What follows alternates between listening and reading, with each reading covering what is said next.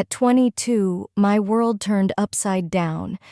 I thought I had it all, a husband, a baby on the way, a future I'd dreamed of in Chicago's gritty glow. But dreams crack fast. Jack and I were wild for each other when we met. His arms felt like home, like he'd never leave. I was too young to see the warnings, or maybe I didn't want to. 7 months pregnant, I found his secret. A file of messages, photos of other women buried where he thought I'd never look. I should have confronted him, but I didn't. I cried in the bathroom, telling myself it wasn't worth the fight. Trust doesn't come back just because you beg it to. I tried to forgive him, clinging to what we had, but every ping of his phone every late night twisted the knife in my gut. I swallowed my pain, hoping our baby would fix him. When Liam was born, joy hit me like a freight train. But Jack didn't change. He stayed out longer, missed appointments, forgot to help. His excuses grew thinner, and my pleas fell on deaf ears. One night he came home reeking of another woman's perfume. That was it. I told him to leave, packed his bags, called my sister to watch Liam, and ignored his tears. Single motherhood wasn't easy. Late shifts, pinching pennies, eating cold leftovers after Liam slept. But he kept me grounded. My boy, my reason to keep going. As he grew, so did he fierce protectiveness. At 10, he'd check the locks, stay up if I worked late, ask if I was okay. He grew too fast, but I was grateful. He made me feel safe. For years, it was just us. Then I met Evan, Jack's cousin, who moved in to help after Jack left. I thought he was the one, steady, no baggage. Our daughter Clara came, and I told myself we'd found happiness. I was wrong. Evan was worse than Jack. It started with sharp words, then yelling, then worse. I told myself the kids would pull me through. But when he went after Liam, I called the cops and cut him out for good. We moved to Cleveland for a fresh start. I wanted to be strong, put my kids first. Fear and loneliness clung to me, but I buried them deep. Part of me still craved love, though I swore I didn't need it. A hug could unravel everything. Our new house wasn't much, creaky floors, peeling paint, a sink that groaned. But it was ours, a second chance. Liam made it home, hauling boxes, hanging curtains, sticking close like he thought I'd break. He didn't mind when I leaned on him too much. He liked looking out for me, making sure I was okay. He wasn't just my nephew, he was my best friend. We had our rituals, bickering over Monopoly, cooking dinner, watching movies until we passed out on the couch.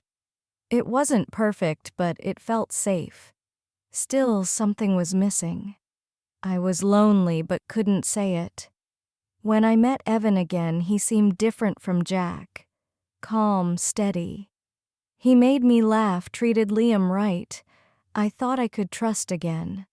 When I found out I was pregnant with Clara, fear hit, but Evan was thrilled. "We'll do it right this time," he said. I believed him. Clara lit up our lives, always smiling, reaching for Liam like she knew he'd keep her safe. He did. He read her bedtime stories, rocked her to sleep, cut her food small so she wouldn't choke. He wasn't just her cousin, he was her guardian. But cracks formed. Evan's temper flared, slammed doors, petty fights. I told myself it was normal, but I knew better. He drank more, stayed out late, snapped over nothing. No matter how I tried to keep peace, it didn't work. Broken plates turned to bruises. I stayed for Clara and Liam, convincing myself I was strong enough. But Liam couldn't take it. He started stepping in, standing between Evan and me when things got bad, slamming his fists, telling Evan to back off.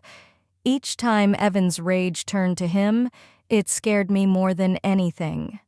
One night, Evan stumbled in drunk. Liam tried to calm him, but Evan shoved him hard. Liam pushed back before I could stop them. Their eyes locked.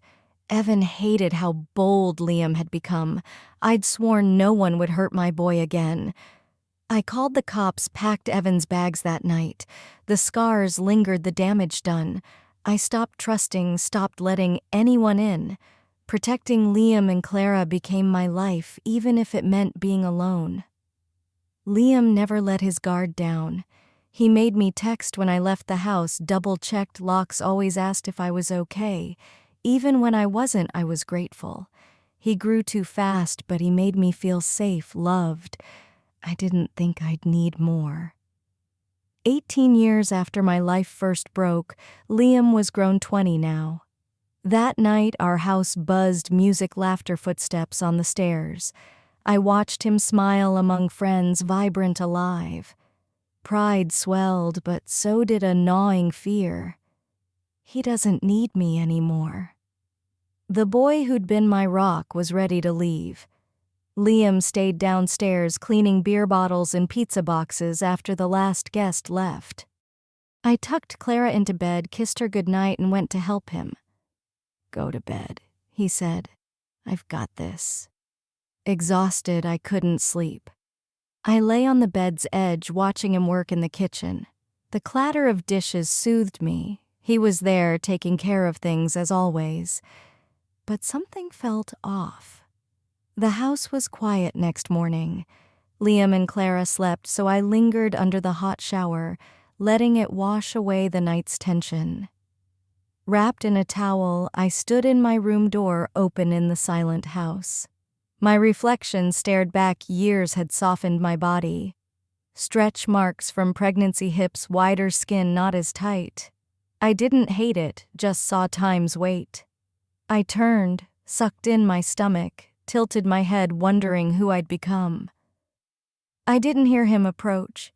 His arms wrapped around me from behind, warm, firm, pulling me close. My heart leapt to my throat. His bare chest pressed against my back through the towel. "Thanks for my birthday," Auntie Liam whispered. I froze, breath caught chest tight. He didn't let go right away, holding me with a steady grip like he didn't want to. His warmth, the rise and fall of his chest, the weight of his hands on my waist, it burned into me. Then he released me, kissed my cheek, and walked away, smiling in the mirror like nothing happened. I stood staring at my reflection, heart pounding. My skin flushed, my stomach twisted in a way it hadn't in years. I tried to brush it off, pretend it meant nothing, but it didn't. It felt wrong, sickening, yet alive. Touching my cheek where he'd kissed me, I didn't feel shame. I felt awake for the first time in years. It terrified me. I locked myself in my room for hours, replaying it, his voice, his kindness, his arms around me. Why did it feel so good? Why did I want more? I gripped the sheets torn between the boy I'd raised and the man in the mirror. It was impossible, unthinkable, yet the thoughts wouldn't leave. His confident stride, broad shoulders, the strength in his embrace. It wasn't supposed to feel like this. I looked in the mirror, searching for answers. All I saw was a woman discarded, ignored for years, craving to be wanted. What if it's not wrong? What if it's just human? The thought hit before I could stop it, and guilt followed. But it clung like smoke. I busied myself with laundry, Clara, anything to forget. But closing my eyes, I felt him again. Liam walked into the kitchen, shirtless, stretching. I couldn't breathe. "Morning," he said, voice low, rough. It hit me like a spark, igniting something dormant. His smile lit me up. I had to leave. Locked in my room, my heart raced. His touch, his gaze, the way he made me feel, seen it consumed me. My knees weakened, breath short, body trembling for reasons I couldn't name. Guilt should have crushed me, but it didn't. I wanted him back. I avoided him all day, terrified he'd see the shame, the desire in my eyes. But Liam didn't notice. He played with Clara, cleaned up, checked on me. His trust made it worse. I told myself it was a passing feeling, but I knew better. Everything had changed.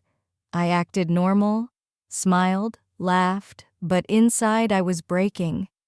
Each time he entered a room, the air thickened. His scent lingered, knotting my stomach. His shirt hugged his shoulders. His voice stirred something dark. I told myself to stop, but I couldn't. We cooked together, washed dishes, sat too close under blankets during movie nights. Our legs brushed, never pulling away. His glances lingered, checking if I saw. I did. He saw me too. "Auntie, you okay?" he asked one night, catching me staring. I lied, said I was fine, but I wasn't. He closed the distance as I pulled away. That night, I cried in my room. He sat beside me, touching my arm. "What's wrong?" he asked, voice soft. I broke, sobbing out my fear of being alone, unseen, lost. "You're not alone," he said, holding my arm. "I'm always here." His embrace wasn't just comfort, it was home, safe, warm. I leaned into him, shattering. Something shifted when I looked up. Before I knew it, our lips met. Soft at first, hesitant, then hungry. We'd both hidden this too long. We trembled, pulling apart. I thought he'd be horrified, but he held me tighter, like he'd never let go. "I'm sorry," I whispered. "Don't be," he said, turning away. We tried to pretend it didn't happen, avoiding alone time, dodging long looks. But the tension grew. Every glance lasted too long, every touch burned. One movie night, his hand rested on my leg. I didn't move, it couldn't. He leaned in, kissing me, urgent, needy. He wanted this as much as I did. We didn't stop. I let him touch me, craving every second. It was messy, wild, wrong, and right. Guilt didn't kill me, it made me feel alive. It didn't stop. We stole moments, quick touches, stolen kisses more. We were scared, unsure, but couldn't let go. It was everything I'd missed. I didn't know who I'd become, didn't know how it would end. All I knew was I wasn't broken with him. I tried to stop, locked. My door kept busy, but he was always there. His voice, his touch, his gaze. I didn't want it to end. Guilt choked me, but his presence erased it. In the mirror, I saw a monster, a broken woman who'd crossed a line she couldn't uncross. But I kept crossing it.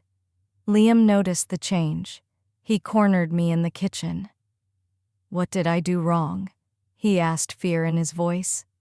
I shook my head, lying. He didn't believe me. "I'm sorry if I hurt you," he said. Something broke in me. I wanted to scream, it was wrong, that we had to stop. Instead, I cried. He held me like always. "I just want you to feel safe, loved," he whispered. He was trapped in this too. I thought of running, taking Clara, disappearing. But I couldn't leave him, not after everything. "Don't go," he begged when I told him. His eyes held me captive. I promised we'd figure it out, swore we'd tell no one. Secrets don't stay buried. Guilt wasn't the worst, it was the fear of being found out. I jumped at every knock, certain the cops would come. Clara noticed my distraction, my forgotten dinners, missed pickups.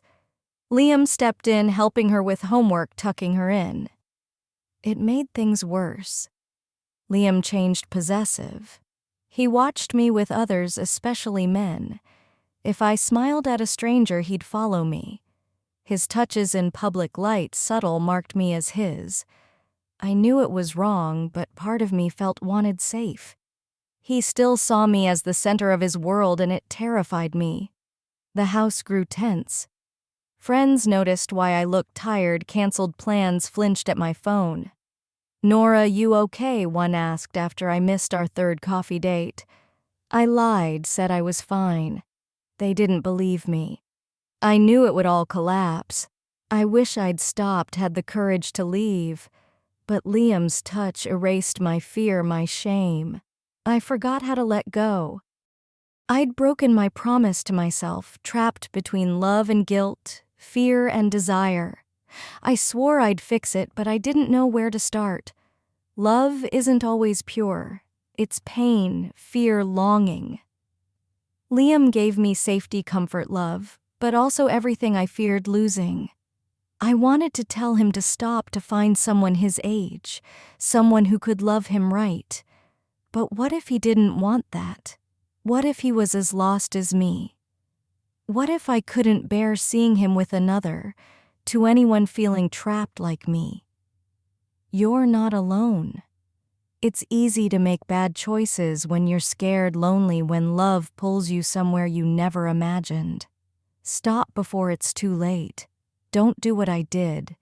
I don't know what to tell myself anymore. Just face it. Don't run. Don't let it grow until it's out of control. I'm drowning, stuck with no way out. Share how you faced this, what you wish you'd done differently.